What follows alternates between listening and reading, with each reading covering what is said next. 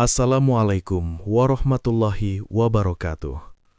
Selamat datang di channel Sunyi Memanggil, tempat di mana kisah-kisah yang terkubur kembali bangkit dalam kegelapan malam.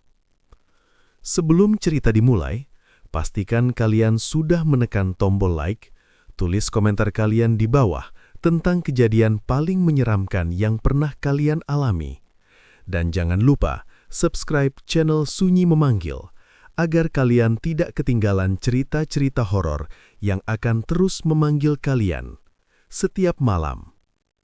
Karena malam ini, sunyi, tidak lagi sepi. Malam itu terasa berbeda, seperti udara membawa sesuatu yang tidak terlihat, namun cukup kuat untuk membuat dada terasa sempit. Rumah Haji Didik yang biasanya hangat dan penuh canda, mendadak sunyi seperti ditinggalkan waktu. Tidak ada suara televisi, tidak ada obrolan ringan, bahkan detik jam dinding terdengar lebih keras dari biasanya. Seolah setiap bunyi ingin mengingatkan bahwa ada sesuatu yang tidak beres. Semua bermula dari satu kejadian kecil yang tampak sepele. Sebuah paket tanpa nama tiba di teras rumah menjelang maghrib. Kardusnya kusam, tanpa alamat pengirim, hanya tertulis nama Haji Didik dengan tinta yang tampak sedikit luntur. Jika diibaratkan, paket itu seperti tamu yang datang tanpa mengetuk. Langsung duduk dan membawa aura yang membuat semua orang tidak nyaman. Istri Haji Didik sempat ragu untuk membukanya. Namun rasa penasaran, seperti api kecil yang terus ditiup angin, akhirnya mengalahkan kewaspadaan. Kardus itu dibuka perlahan. Di dalamnya hanya ada kain hitam yang dilipat rapi. Tidak ada surat, tidak ada petunjuk. Hanya kain itu. Awalnya terlihat biasa, namun saat disentuh, dinginnya tidak wajar. Bukan dingin seperti air atau logam, melainkan seperti menyentuh sesuatu yang sudah lama tidak terkena cahaya. Haji Didik mengernyit. Perasaan tidak enak mulai muncul, seperti bayangan yang mengikuti tanpa suara. Ia memutuskan untuk menyimpannya di gudang, berharap semua akan baik-baik saja. Namun sejak malam itu, rumah tersebut berubah. Suara aneh mulai terdengar sekitar pukul 2 dini hari. Bukan suara keras, melainkan seperti gesekan kecil, seperti kuku yang menyentuh kayu. Awalnya hanya 1 kali, lalu 2 kali. Lama-lama menjadi pola yang teratur, seperti seseorang berjalan perlahan dengan langkah yang disengaja. Anak bungsu mereka menjadi yang pertama merasakan dampaknya. Ia terbangun sambil menangis, menunjuk ke arah sudut kamar. Katanya, ada sesuatu kecil yang berdiri di sana. Tubuhnya kaku, matanya merah, rambutnya panjang menutupi wajah. Deskripsinya terlalu detail untuk sekadar mimpi.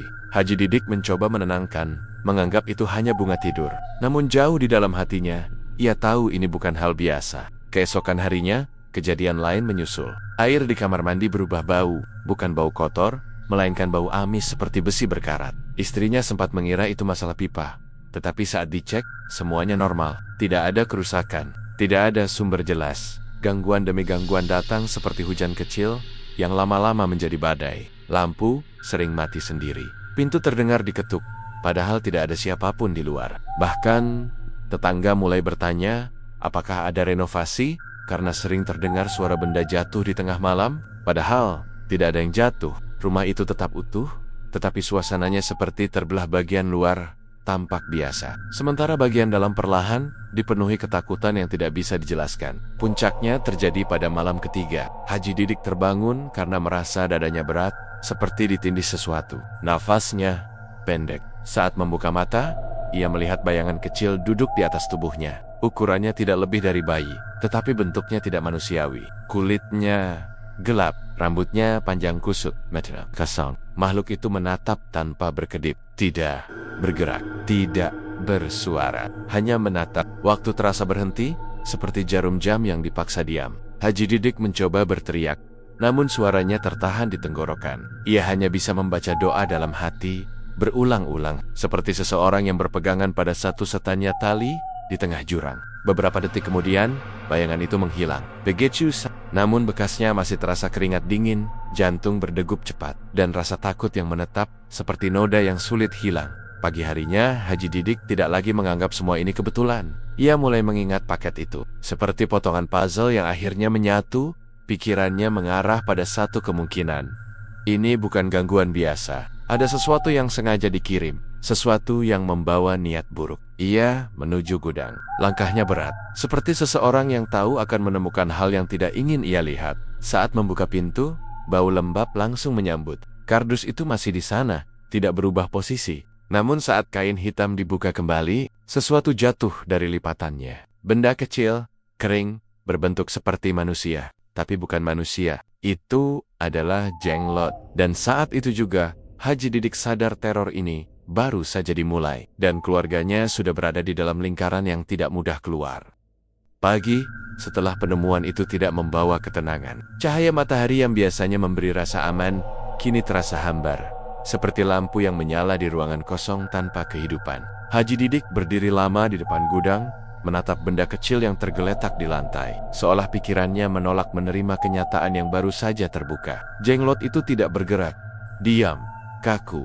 Namun keberadaannya terasa seperti duri yang tertancap di dalam pikiran kecil, tetapi mengganggu setiap detik. Ia tidak langsung menyentuhnya. Naluri dalam dirinya menahan, seperti ada batas tak kasat mata yang melarang. Akhirnya, dengan kain tebal sebagai alas, benda itu diangkat, lalu dibungkus kembali. Tidak ada keberanian untuk membuang atau menghancurkan. Rasanya seperti berhadapan dengan sesuatu yang tidak bisa diperlakukan sembarangan. Di dalam rumah, suasana semakin tegang. Istrinya mulai menunjukkan perubahan sikap. Tatapannya sering kosong, seperti seseorang yang pikirannya berjalan ke tempat lain tanpa izin. Ketika diajak bicara, jawabannya terlambat, bahkan terkadang tidak nyambung. Seperti radio yang kehilangan sinyal. Suaranya ada, tetapi maknanya hilang. Anak-anak memilih berkumpul dalam satu kamar. Mereka tidak lagi berani tidur sendiri. Rasa takut menjalar perlahan, seperti air yang merembes melalui celah kecil, lalu membasahi seluruh permukaan tanpa disadari. Hari itu, Haji Didik memutuskan mencari bantuan. Ia mendatangi seorang ustaz yang dikenal bijak di kampung sebelah. Perjalanan terasa lebih jauh dari biasanya. Setiap langkah seperti membawa beban tak terlihat. Sesampainya di sana, ia menceritakan semua kejadian tanpa menyembunyikan satu pun detail. Ustadz itu tidak langsung menjawab. Ia hanya diam, mendengarkan, sambil sesekali mengangguk pelan. Wajahnya tenang, tetapi sorot matanya berubah saat mendengar tentang jenglot. Ada keseriusan yang muncul, seperti seseorang yang mengenali bahaya dari kejauhan. Ini bukan sekadar gangguan, ucapnya akhirnya. Ada niat yang ditanam. Kalimat itu sederhana, namun dampaknya seperti petir di siang hari. Haji Didik menelan ludah. Pertanyaan mulai bermunculan dalam pikirannya. Siapa yang tega melakukan ini? Apa tujuannya? Mengapa keluarganya yang menjadi sasaran? Ustadz itu menyarankan untuk tidak bertindak sendiri. Ia berjanji akan datang malam nanti untuk melihat langsung kondisi rumah. Menjelang sore, Haji Didik kembali dengan perasaan campur aduk. Harapan dan kekhawatiran berjalan berdampingan, seperti dua sisi koin yang tidak bisa dipisahkan. Namun setibanya di rumah, sesuatu yang lebih mengkhawatirkan sudah terjadi. Anak bungsunya kembali mengalami kejadian aneh. Kali ini bukan sekadar mimpi. Tubuh kecil itu duduk di sudut ruangan, membelakangi pintu. Rambutnya terurai, menutupi wajah. Ia berbicara pelan, seperti sedang berbisik kepada seseorang. Padahal, tidak ada siapapun di sana. Haji Didik mendekat perlahan. Setiap langkah terasa berat, seperti berjalan di atas lumpur yang menarik kaki ke bawah. Saat ia memanggil nama anaknya, tubuh itu berhenti bergerak. Perlahan, kepala kecil itu menoleh. Matanya berbeda, bukan tatapan seorang anak. Lebih seperti sumur tua yang tidak pernah tersentuh cahaya. Dia sudah datang, bisiknya lirih. Suara itu bukan suara anaknya. Nada bicaranya berubah, seperti dua lapisan suara yang saling bertumpuk. Haji Didik merasakan bulu kuduknya berdiri. Jantungnya berdetak lebih cepat, seperti genderang perang yang dipukul tanpa henti. Ia langsung mengangkat anaknya, membacakan doa dengan suara bergetar. Butuh beberapa saat hingga tubuh kecil itu akhirnya lemas dan kembali normal, seolah tidak terjadi apa-apa. Namun, satu hal menjadi jelas. Ini bukan sekadar teror biasa. Malam mulai turun, membawa kegelapan yang terasa lebih pekat dari biasanya. Bayangan di sudut ruangan tampak lebih panjang, seperti mencoba meraih sesuatu yang hidup. Angin malam berhembus pelan, tetapi suaranya terdengar seperti bisikan yang tidak bisa dimengerti. Ketika ustadz itu akhirnya datang, suasana rumah langsung berubah, bukan menjadi lebih ringan, melainkan seperti medan yang siap menghadapi sesuatu. Ia langsung menuju gudang. Tanpa banyak bicara, kain hitam itu dibuka kembali. Jenglot tersebut kini terlihat lebih jelas di bawah cahaya lampu. Bentuknya kecil, tubuhnya kering, rambutnya panjang menjuntai. Namun ada satu hal yang membuat Ustadz itu mengernyit. Benda itu tampak berbeda, seperti ada perubahan yang tidak bisa dijelaskan. Ini tidak diam, katanya pelan. Kalimat itu membuat udara terasa semakin dingin. Haji Didik menatap dengan cemas. Maksudnya, Ustadz itu tidak langsung menjawab. Ia hanya menutup kembali kain tersebut, lalu berdiri. Ada yang memberi makan? Lanjutnya, ucapan itu seperti membuka pintu baru yang lebih gelap. Jika jenglot itu aktif, berarti ada seseorang yang mengendalikannya. Seseorang yang tidak hanya mengirim, tetapi juga terus memantau. Seperti pemburu yang tidak pernah melepas pandangan dari mangsanya. Haji Didik merasakan sesuatu dalam dirinya runtuh perlahan. Ini bukan serangan yang sudah selesai. Ini baru permulaan dari sesuatu yang lebih besar. Dan yang paling menakutkan bukanlah makhluk kecil itu, melainkan fakta bahwa ada manusia di balik semua ini. Malam itu terasa lebih panjang dari biasanya. Seolah waktu sengaja melambat untuk memberi ruang pada sesuatu yang tidak kasat mata. Ustadz yang datang tidak banyak bicara, namun gerak-geriknya menunjukkan keseriusan. Ia duduk di ruang tengah, membaca doa dengan suara rendah, seperti aliran air tenang yang perlahan mengikis batu. Keluarga Haji Didik berkumpul dalam satu ruangan. Tidak ada yang berani berpencar. Rasa takut menyatukan mereka lebih kuat dari kebiasaan sehari-hari. Jika biasanya rumah menjadi tempat beristirahat, kini justru terasa seperti benteng yang sedang diserang dari segala arah. Jenglot yang dibungkus kain hitam diletakkan di depan Ustadz. Tidak ada yang berani mendekat.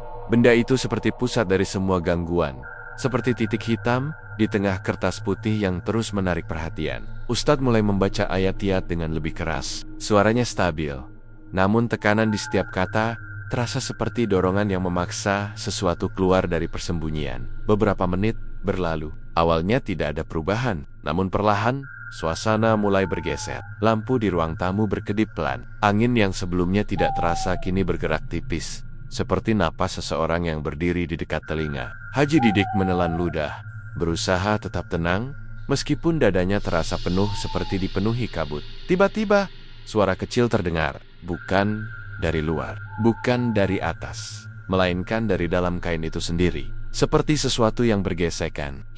Istri Haji Didik menutup mulutnya, menahan teriakan. Anak-anak saling berpegangan.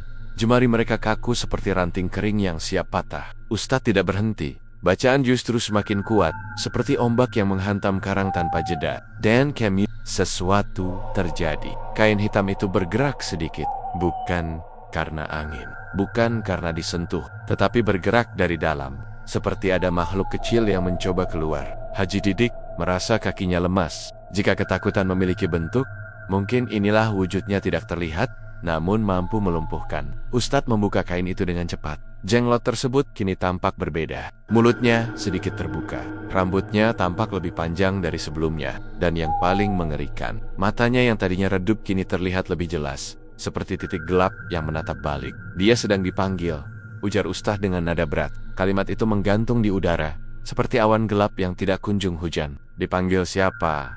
Tanya Haji Didik.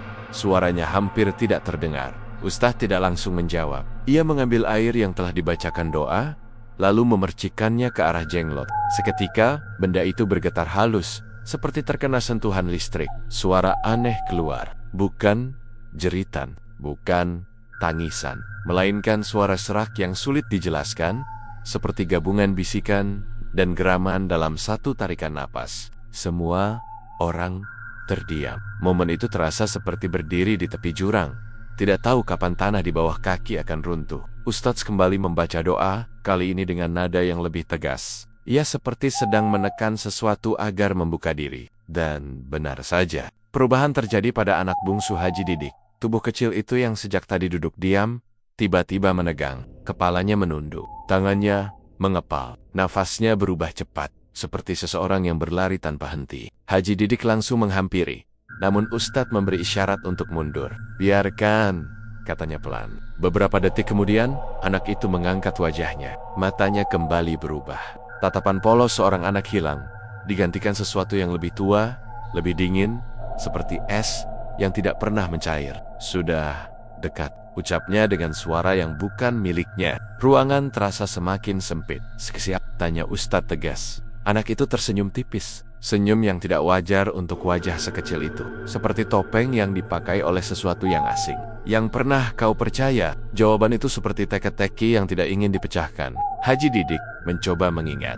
Wajah demi wajah muncul dalam pikirannya. Tetangga, teman, rekan kerja, bahkan saudara. Semua terasa mungkin, namun tidak ada yang benar-benar pasti.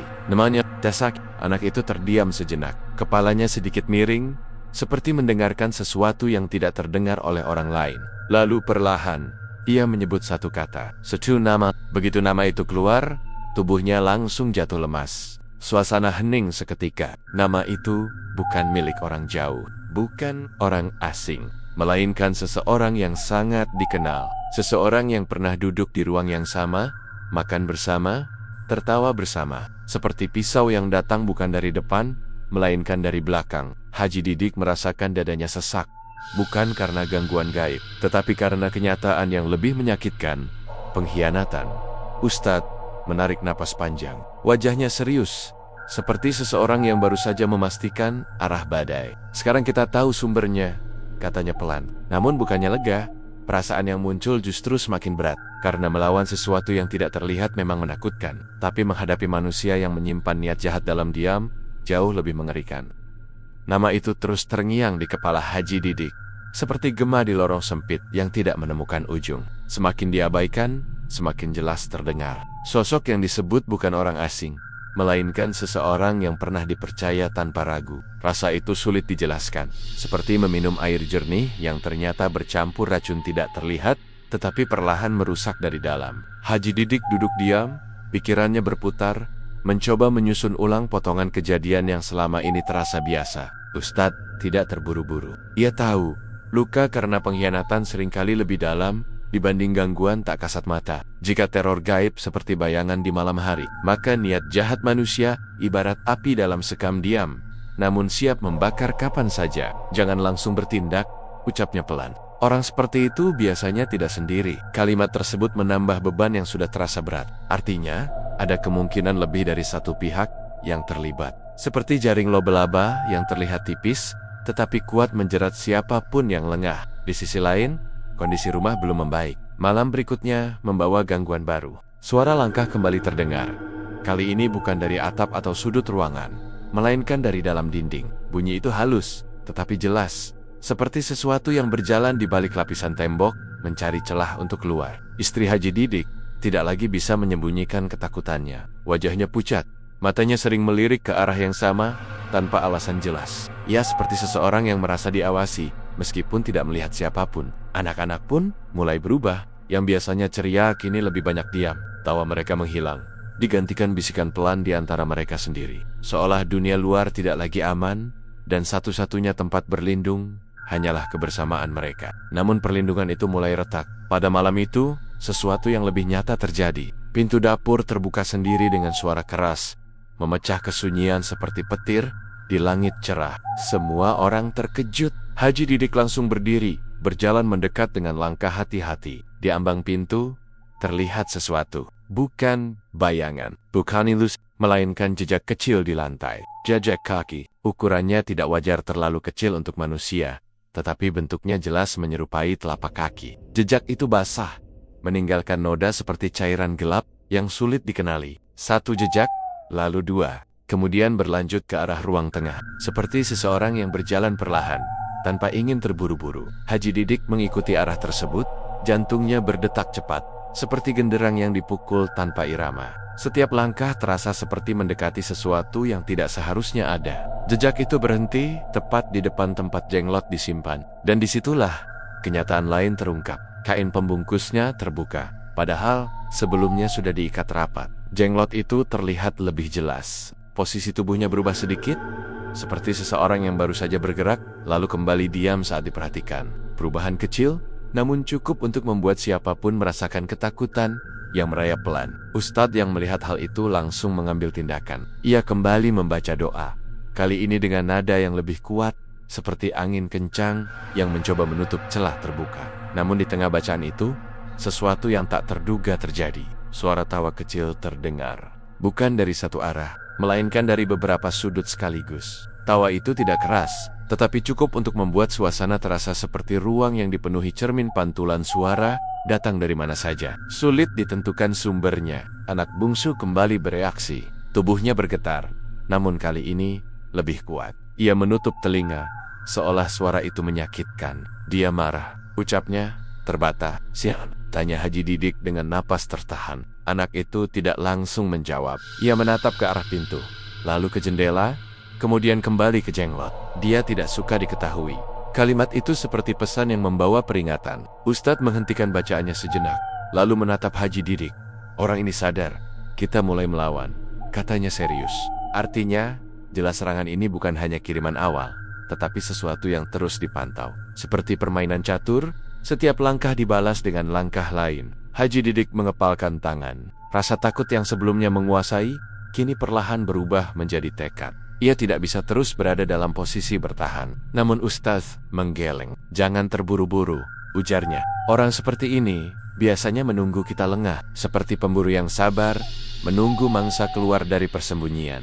Malam semakin larut. Gangguan perlahan mereda, tetapi suasana tetap tegang, seperti badai yang berhenti sejenak, memberi ilusi tenang, sebelum kembali datang lebih kuat. Sebelum pulang, Ustadz memberikan pesan terakhir. "Besok, kita cari dia," katanya. Kalimat itu sederhana, namun membawa konsekuensi besar. Karena menghadapi makhluk tak terlihat mungkin bisa diatasi dengan doa. Namun menghadapi manusia yang sengaja mengirim kegelapan, itu membutuhkan keberanian yang jauh lebih besar.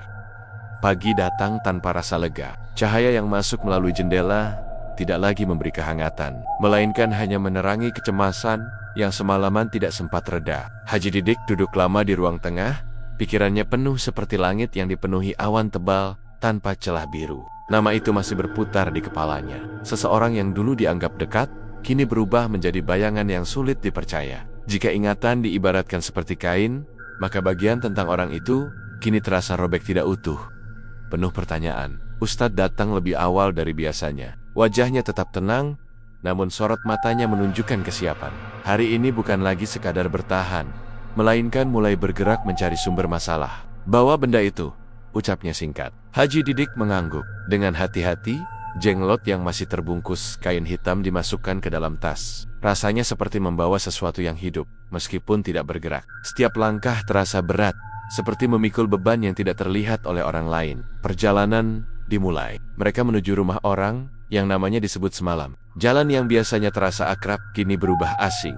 Seperti tempat yang sama, namun dengan makna berbeda. Angin pagi berhembus pelan, tetapi tidak mampu mengusir rasa tegang yang menyelimuti. Sepanjang perjalanan, tidak banyak percakapan. Haji Didik lebih banyak diam, mencoba menenangkan pikirannya. Ustadz sesekali membaca doa dalam hati, bibirnya bergerak pelan, seperti seseorang yang menjaga ritme agar tidak terputus. Sesampainya di tujuan, suasana terasa janggal. Rumah itu tampak biasa dari luar. Tidak ada tanda mencurigakan. Pagar terbuka, halaman bersih, bahkan terdengar suara aktivitas di dalam.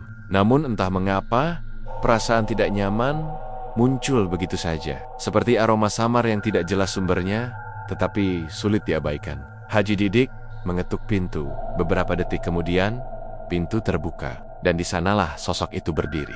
Wajah yang dikenal, senyum yang dulu terasa tulus, kini tampak berbeda. Seperti topeng yang dipakai terlalu lama, hingga sulit dibedakan mana asli, mana pura-pura. "Silakan masuk," ucapnya santai. Nada suaranya datar, tidak menunjukkan keterkejutan sedikit pun. Seolah kedatangan mereka sudah diduga sejak awal. Mereka masuk. Ruang tamu tertata rapi.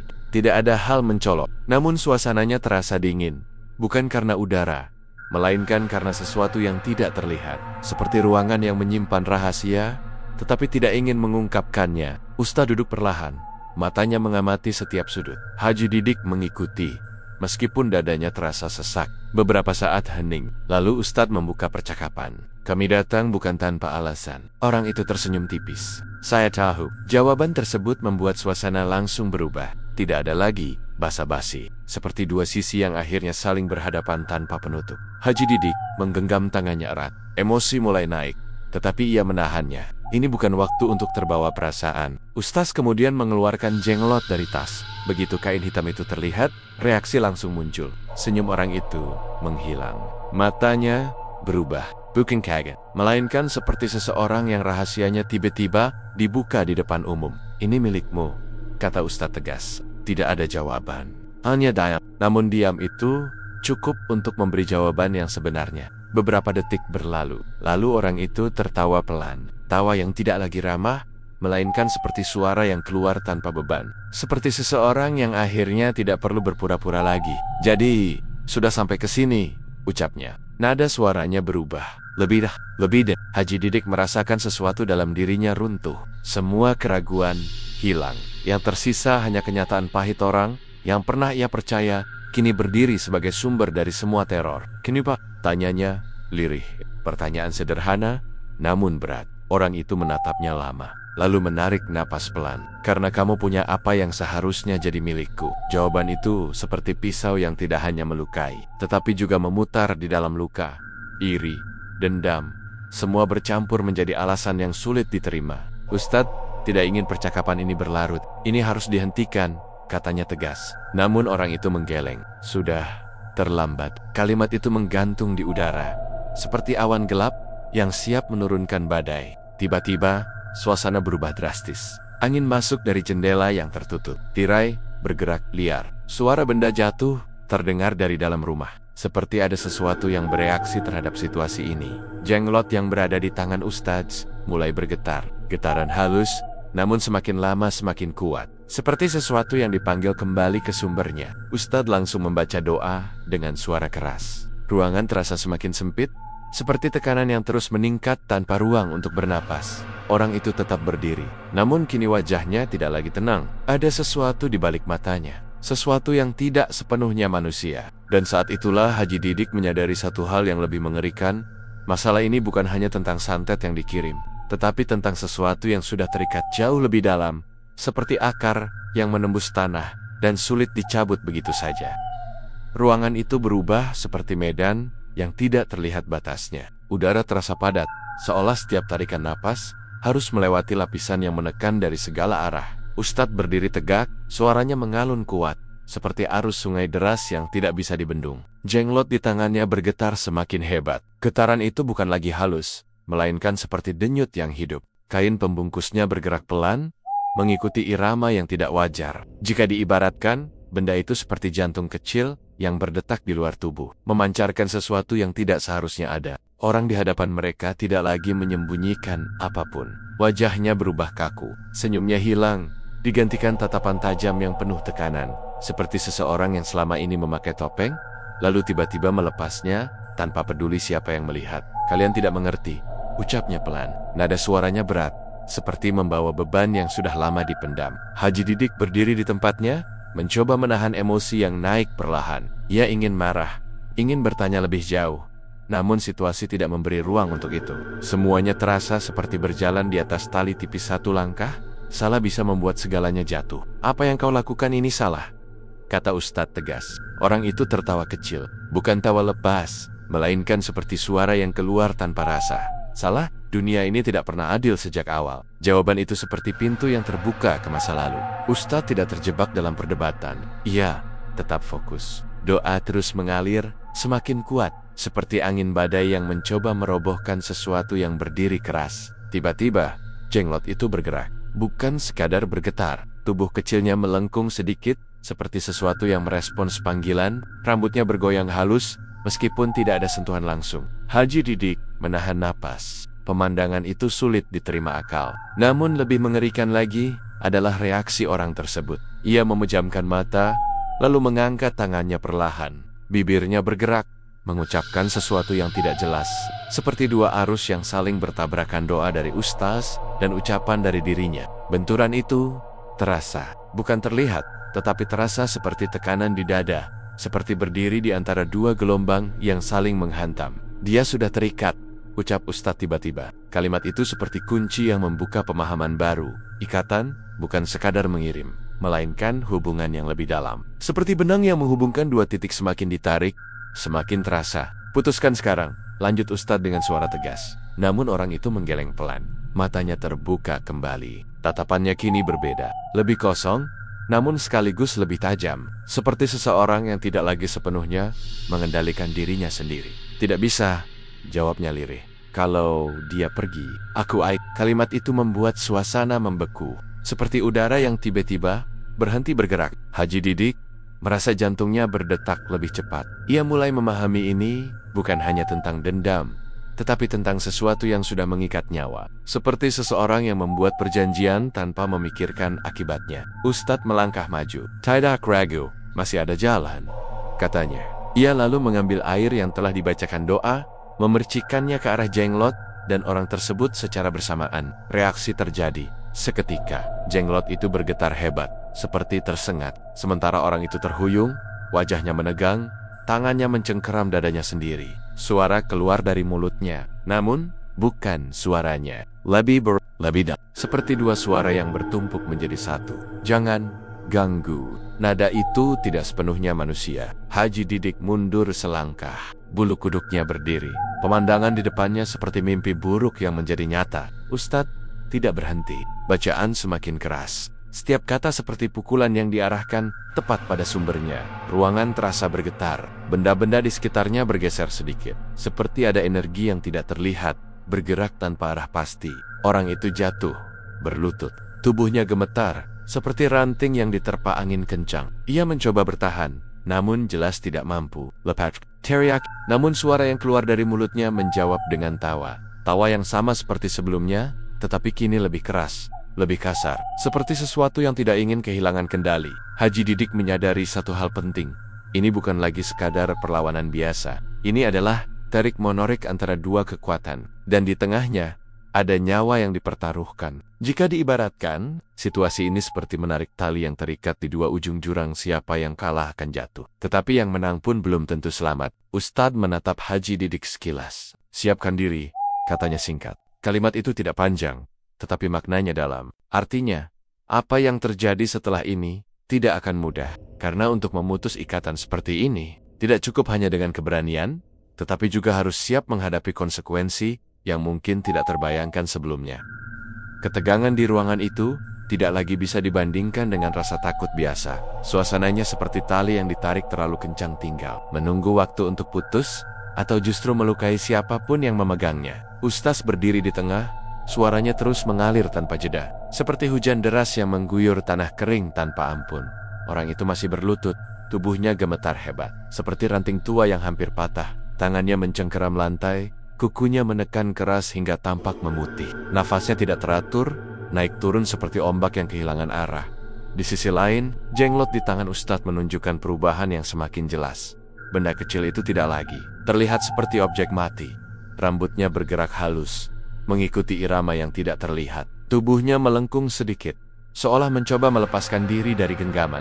Jika dilihat sekilas, seperti ada kehidupan yang dipaksa tetap diam. Haji Didik berdiri beberapa langkah di belakang. Ia tidak bergerak, bukan karena tidak ingin, tetapi karena situasi di depannya seperti sesuatu yang tidak memberi ruang untuk campur tangan. Seperti menyaksikan dua arus besar bertabrakan, siapapun yang terlalu dekat akan ikut terseret.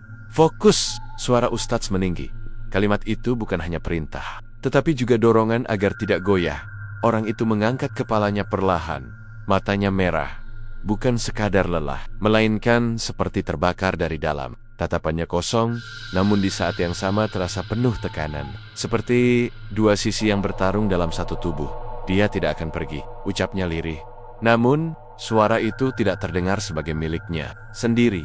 Lebih berat, lebih dalam, seperti ada sesuatu yang berbicara melalui dirinya. Ustadz tidak terpengaruh. Ia melangkah lebih dekat, lalu menempelkan telapak tangannya ke arah dada orang itu tanpa menyentuh langsung. Jaraknya tipis, seperti ada batas yang tidak terlihat namun terasa. Bacaan doa semakin kuat. Setiap kata seperti dorongan yang memaksa sesuatu keluar. Dan saat itulah perubahan besar mulai terjadi. Tubuh orang itu tersentak keras, seperti ditarik dari dalam. Ia menjerit. Suara itu tidak lagi manusiawi, panjang, melengking, seperti logam yang digesek tanpa henti. Haji Didik menutup telinga sejenak, namun tetap menatap. Ia tahu ini adalah momen penting, seperti pintu yang mulai terbuka. Meskipun di baliknya belum tentu ada cahaya, jenglot itu ikut bereaksi. Getarannya semakin cepat, kain yang membungkusnya bergerak liar, seperti tidak mampu menahan tekanan dari dalam. Jika sebelumnya seperti jantung kecil, kini seperti sesuatu yang mencoba keluar dari kurungan.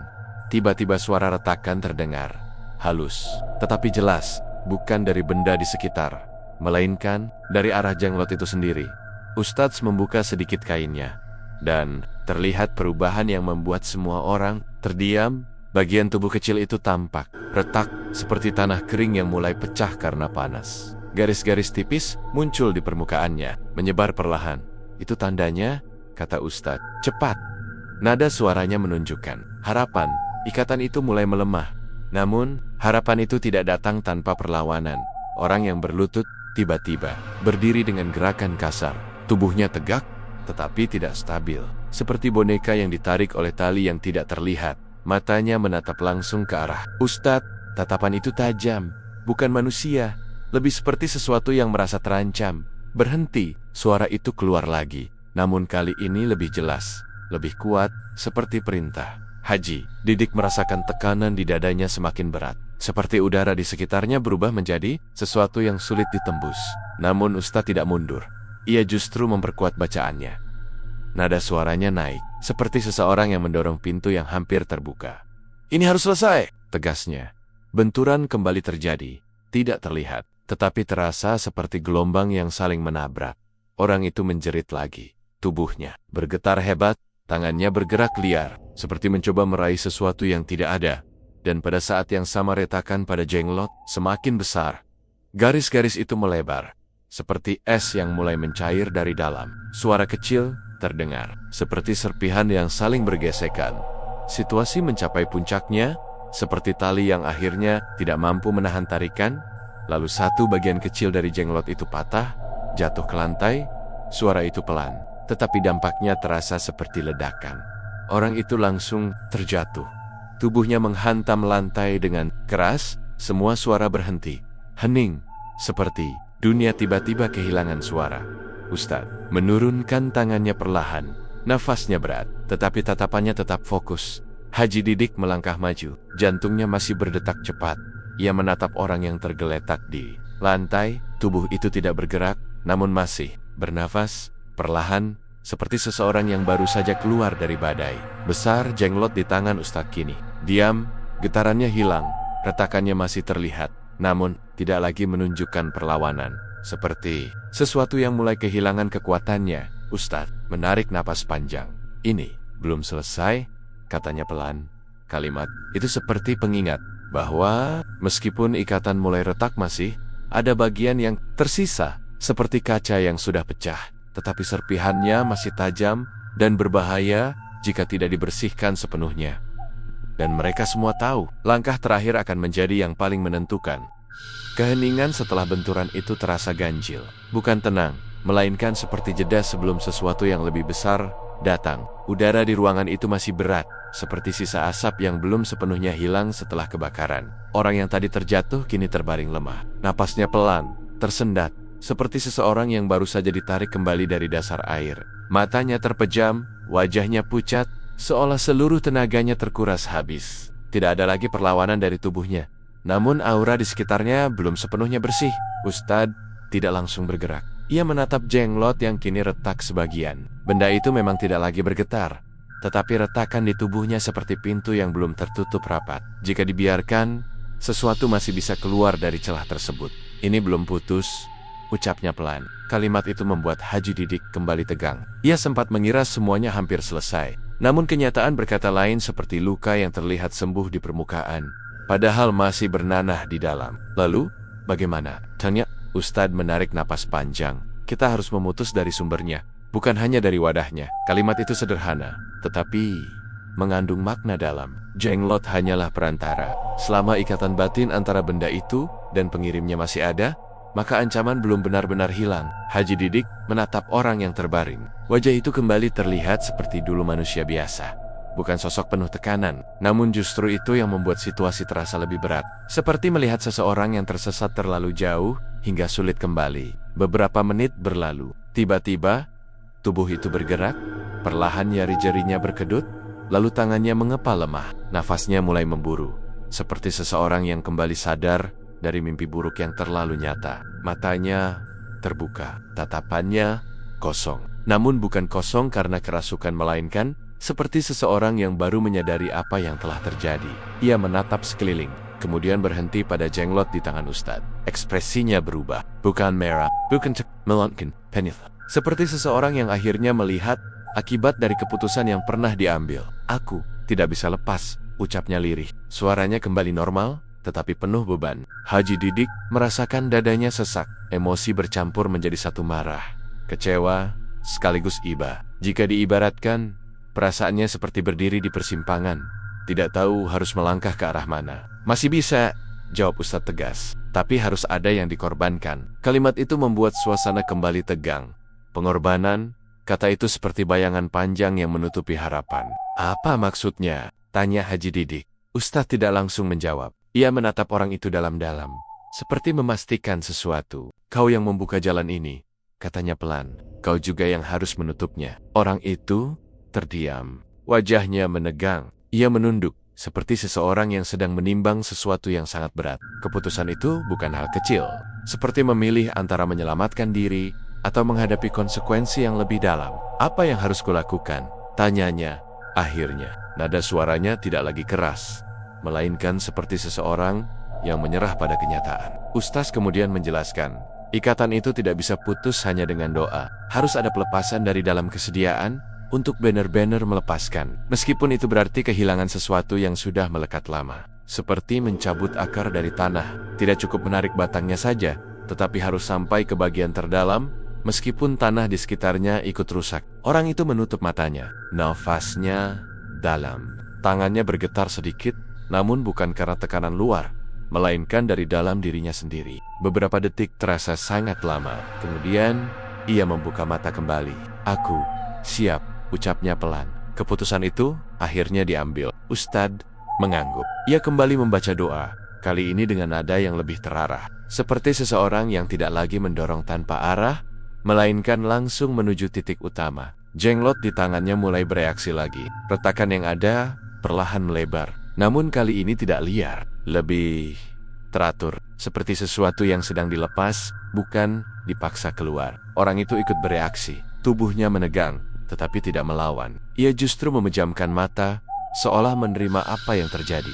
Tiba-tiba, ia mengeluarkan suara. Bukan jeritan, melainkan seperti tarikan napas panjang yang dilepaskan dengan berat. Seperti seseorang yang akhirnya membuang beban yang selama ini dipikul. Pada saat yang sama, retakan pada jenglot itu mencapai puncaknya. Suara kecil terdengar, lalu bagian tubuhnya mulai hancur perlahan. Bukan meledak, bukan pecah tiba-tiba, melainkan seperti benda rapuh yang runtuh karena tidak lagi memiliki penopang. Serpihan kecil jatuh satu persatu, dan setiap serpihan itu jatuh, tubuh orang tersebut terlihat semakin lemas. Seperti dua hal yang saling terhubung, yang satu hancur, yang lain ikut melemah. Haji Didik menahan napas. Momen itu terasa seperti menyaksikan akhir dari sesuatu yang panjang. Namun di balik itu, ada rasa cemas yang muncul. Karena setiap pelepasan besar biasanya meninggalkan bekas yang tidak kecil. Dan mereka belum tahu apa yang harus dibayar setelah semuanya benar-benar berakhir. Serpihan terakhir itu jatuh tanpa suara yang berarti. Namun dampaknya terasa seperti gema panjang yang mengisi seluruh ruangan. Jenglot yang sebelumnya menjadi pusat teror, kini berubah menjadi pecahan kecil yang tidak lagi menunjukkan tanda kehidupan. Tidak ada getaran, tidak ada tekanan, hanya sisa-sisa yang tampak rapuh, seperti abu setelah api padam. Namun suasana belum sepenuhnya ringan. Orang yang tadi menjadi perantara masih terbaring di lantai. Tubuhnya tidak lagi bergetar, tetapi napasnya sangat lemah. Wajahnya pucat, seperti kertas yang kehilangan warna. Jika dilihat sekilas, ia tampak seperti seseorang yang baru saja melewati batas antara bertahan dan menyerah. Haji Didik mendekat perlahan. Langkahnya tidak lagi dipenuhi ketakutan, melainkan kehati-hatian. Ia berlutut di samping tubuh itu, menatap wajah yang kini terlihat berbeda. Tidak ada lagi tatapan tajam, tidak ada lagi tekanan asing. Yang tersisa hanyalah manusia biasa dengan rasa lelah yang mendalam. Semua sudah selesai? Tanyanya pelan. Ustadz tidak langsung menjawab. Ia menatap serpihan di lantai, lalu mengamati kondisi orang tersebut. Seperti seseorang yang memastikan bahwa badai benar-benar telah berlalu. Bukan sekadar berpindah arah. Sudah putus, ucapnya akhirnya. Kalimat itu sederhana, tetapi membawa kelegaan yang perlahan menyebar. Seperti embun pagi yang menyejukkan tanah setelah malam panjang. Haji Didik menghembuskan napas panjang. Beban yang selama ini menekan dadanya mulai terangkat. Tidak sepenuhnya hilang, tetapi cukup untuk membuatnya bisa berdiri tanpa rasa sesak. Namun, kelegaan itu tidak datang tanpa sisa. Orang yang terbaring itu membuka mata perlahan. Tatapannya kosong sesaat. Lalu perlahan fokus. Ia menatap langit-langit, kemudian mengalihkan pandangan ke arah Haji Didik. Ada sesuatu di matanya, bukan ketakutan, bukan kemarahan, melainkan penyesalan yang dalam. Seperti seseorang yang akhirnya sadar telah berjalan terlalu jauh. "Aku minta maaf," ucapnya lirih. Suaranya lemah, hampir tidak terdengar, tetapi cukup jelas untuk dimengerti. Haji Didik terdiam. Permintaan maaf itu terasa berat, seperti batu yang jatuh ke dalam air tenang, menciptakan riak yang tidak langsung hilang. Ia ingin menjawab, namun kata-kata terasa sulit keluar. Perasaan di dalam dirinya masih bercampur, namun satu hal perlahan muncul: pengertian, bukan pembenaran, melainkan kesadaran bahwa kebencian tidak akan memperbaiki apapun, seperti api yang hanya akan membakar lebih luas jika terus dibiarkan. Ustaz berdiri, lalu mengumpulkan serpihan jenglot dengan hati-hati. Benda itu kemudian dibungkus kembali. Kali ini bukan untuk disimpan, melainkan untuk dimusnahkan sepenuhnya. "Ini harus diselesaikan sampai akhir," katanya. Tidak ada yang membantah. Beberapa saat kemudian, mereka keluar dari rumah itu. Udara di luar terasa berbeda, lebih ringan, seperti ruang yang kembali terbuka setelah lama tercutap. Langit terlihat cerah. Tidak ada tanda gelap seperti sebelumnya. Jika diibaratkan, malam panjang yang mereka lalui akhirnya menemukan fajar. Haji Didik berdiri sejenak di halaman. Ia menatap ke depan, mencoba meresapi semua yang telah terjadi. Perjalanan ini bukan hanya tentang melawan sesuatu yang tidak terlihat, tetapi juga tentang memahami sisi manusia yang paling dalam, tentang iri, tentang pilihan, tentang akibat. Ia sadar, bahaya tidak selalu datang dari luar. Kadang justru berasal dari orang yang paling dekat. Namun di sisi lain, ia juga belajar bahwa kekuatan tidak hanya ada pada perlindungan diri, tetapi juga pada niat untuk memperbaiki dan bertahan. Beberapa hari setelah kejadian itu, rumah Haji Didik kembali seperti semula. Tidak ada lagi suara aneh, tidak ada lagi bayangan yang bergerak di sudut ruangan. Anak-anak kembali tertawa, istrinya mulai tersenyum lagi. Suasana hangat perlahan kembali mengisi setiap sudut, seperti cahaya yang masuk melalui jendela setelah tirai dibuka. Namun ada satu hal yang berubah. Haji Didik menjadi lebih waspada, bukan dalam arti takut, tetapi lebih peka. Ia memahami bahwa hidup tidak selalu berjalan lurus. Ada bagian yang tidak terlihat, tetapi tetap nyata dalam bentuk dampak. Orang yang menjadi sumber masalah itu tidak lagi terlihat di lingkungan sekitar. Tidak ada kabar pasti kemana ia pergi. Seperti bayangan yang datang lalu menghilang tanpa jejak. Mungkin itu bagian dari konsekuensi. Atau mungkin itu cara semesta menutup cerita tanpa perlu membuka luka baru. Pada suatu malam, Haji Didik duduk sendiri di ruang tengah. Ia memandang sekeliling rumahnya. Tempat yang sama, tetapi dengan rasa yang berbeda. Jika dulu rumah ini seperti benteng yang diserang, kini kembali menjadi tempat berlindung. Ia menarik napas. Dalam tenang, tidak ada lagi tekanan, tidak ada lagi beban. Hanya keheningan yang nyaman. Seperti danau yang permukaannya kembali rata setelah badai besar. Namun di balik ketenangan itu, tersimpan pelajaran yang tidak akan hilang. Bahwa setiap tindakan memiliki bayangan. Bahwa setiap niat membawa arah. Dan bahwa keselamatan bukan hanya soal menghindari bahaya, tetapi juga tentang menjaga hati agar tidak menjadi sumber bahaya bagi orang lain. Cerita itu berakhir bukan dengan kemenangan yang meriah, melainkan dengan ketenangan yang sederhana. Dan terkadang itulah akhir yang paling berarti.